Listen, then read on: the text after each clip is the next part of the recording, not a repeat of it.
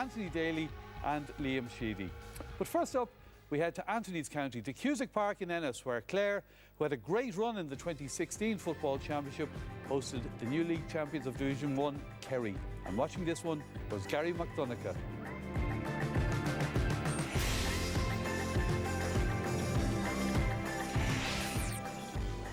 Kerry make 5 changes to the side that won the National League. Brian Kelly returns in goal, while Shane Enright comes in at cornerback.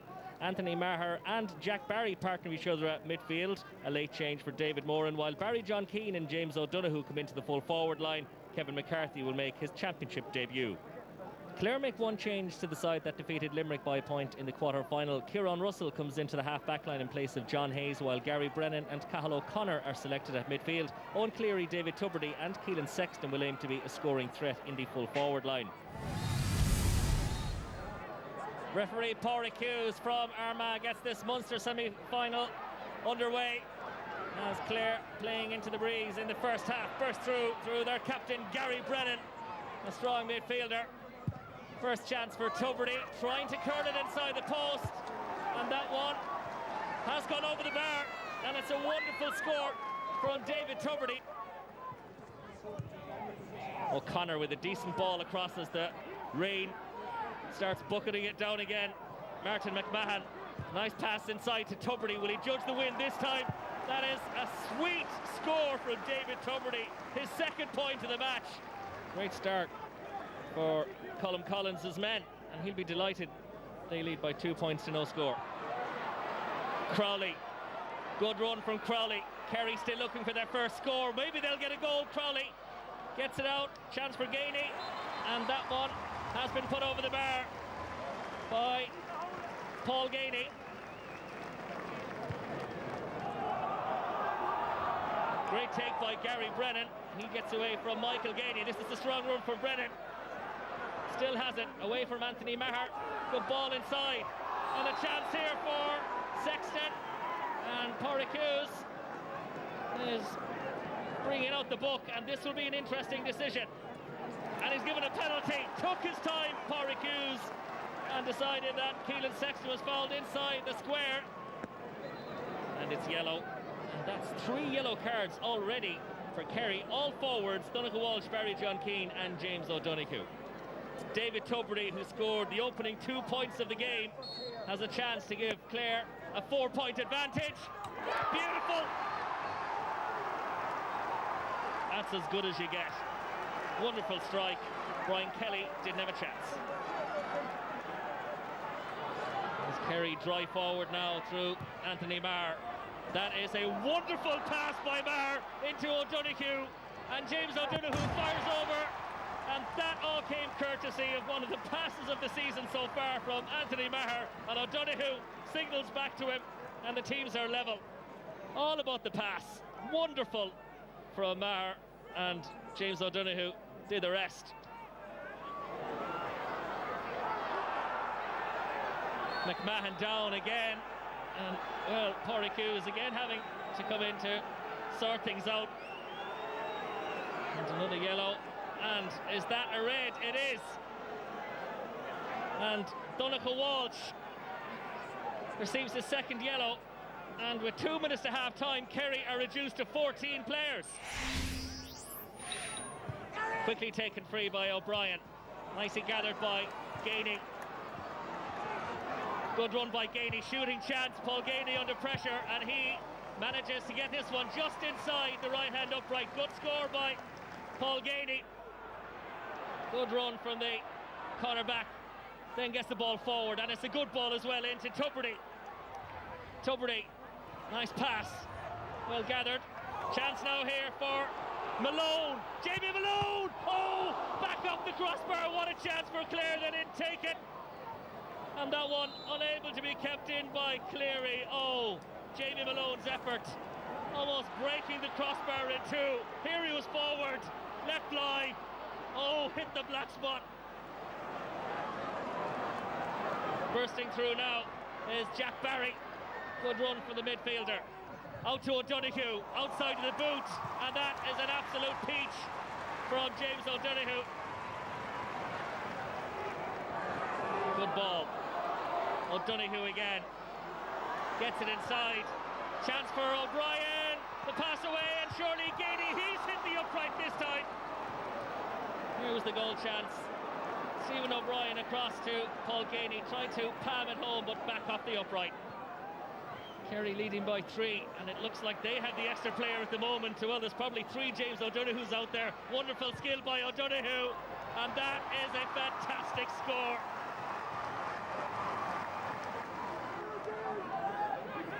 To Clare.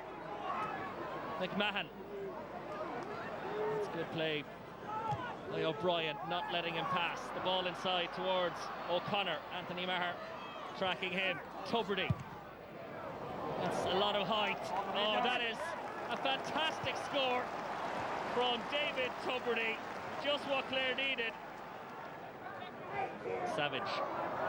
Very good run from Paul Murphy.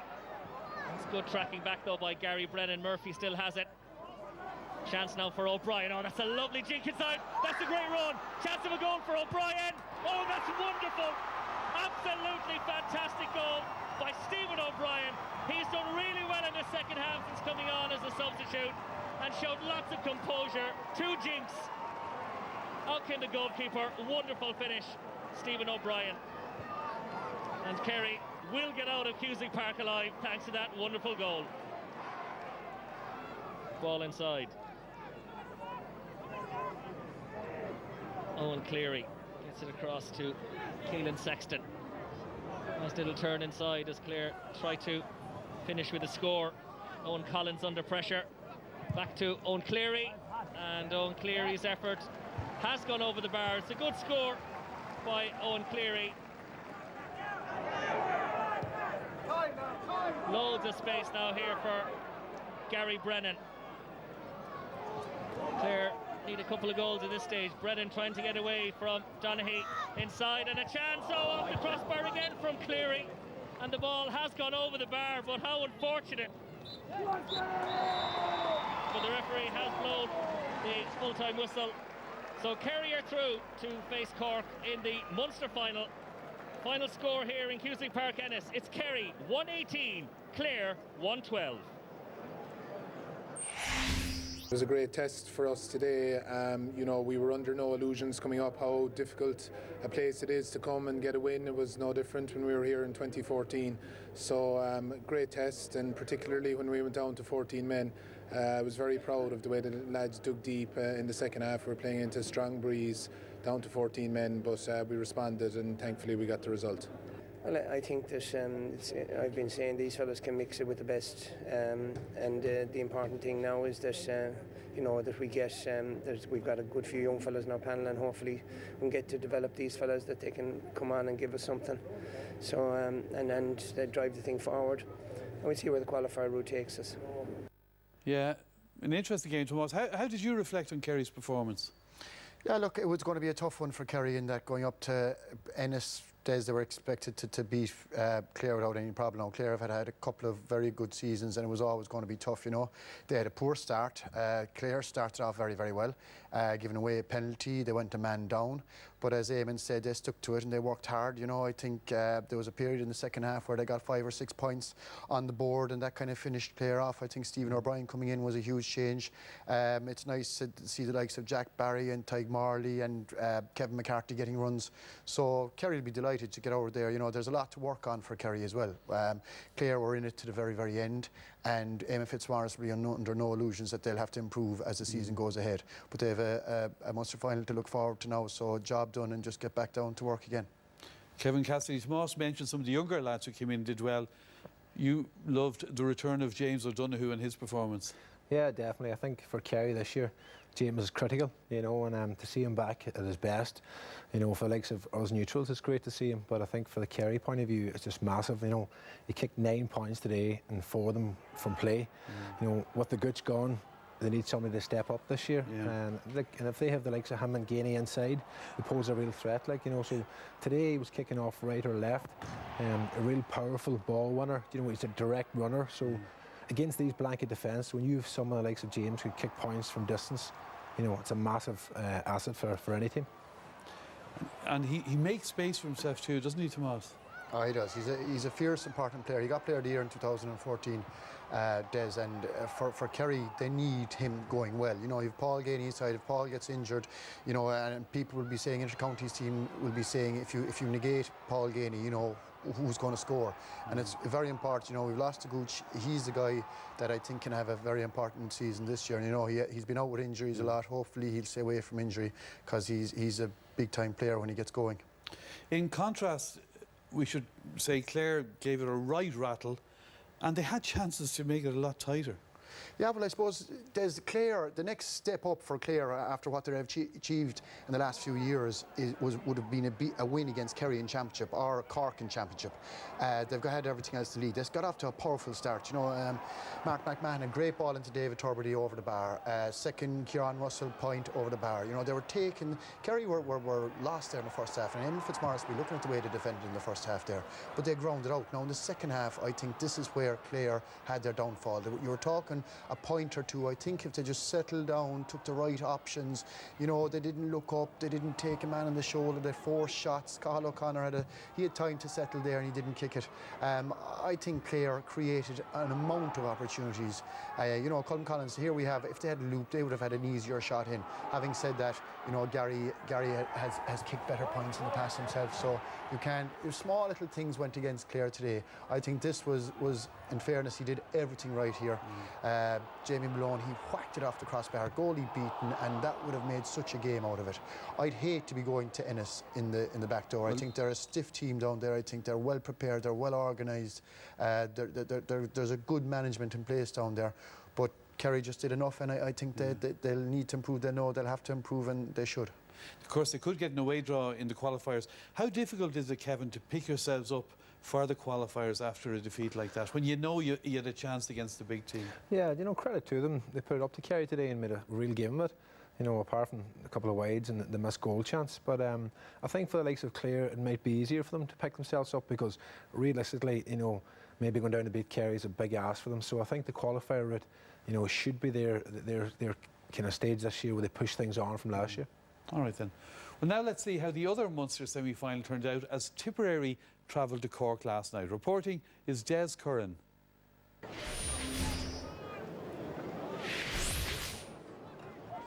Almost a year to the day from Tipperary's famous Munster semi-final win against Cork, the sides were to meet again at the same stage. This time Cork with home advantage at Páirc Uí Rinn, and they almost made a dream start.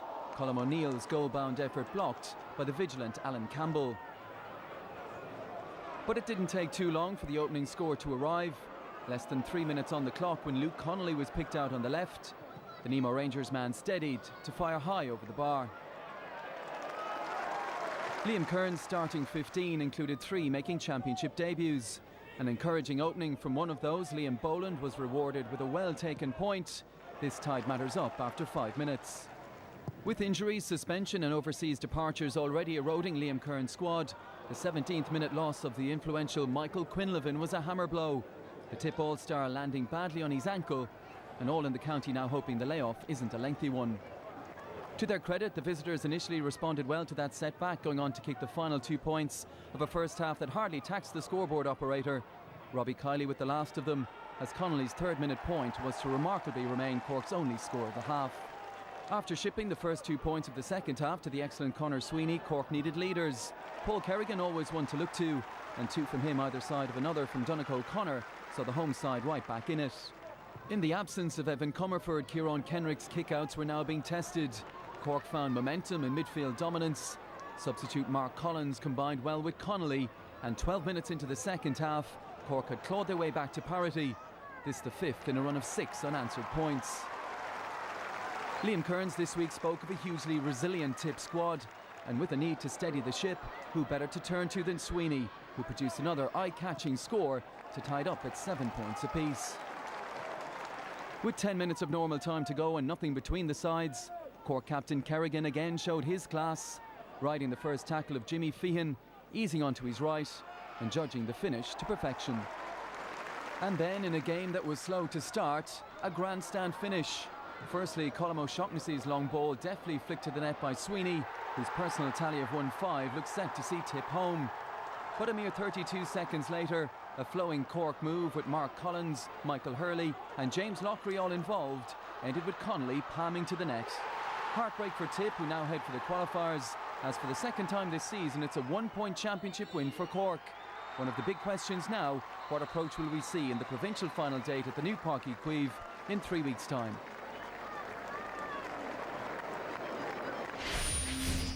Let's be honest, the players have taken an awful lot of slack. The management taken a lot of slack, and the players dug out that win today. It's great credit to them. It's 4 weeks to the qualifiers, and we'll need all of those 4 weeks, I'd say, to get our players back, at least some of them back anyway. And we just don't know until we appraise where we are in the next week or two. All right, well, they get through, and there you have confirmation that Cork will play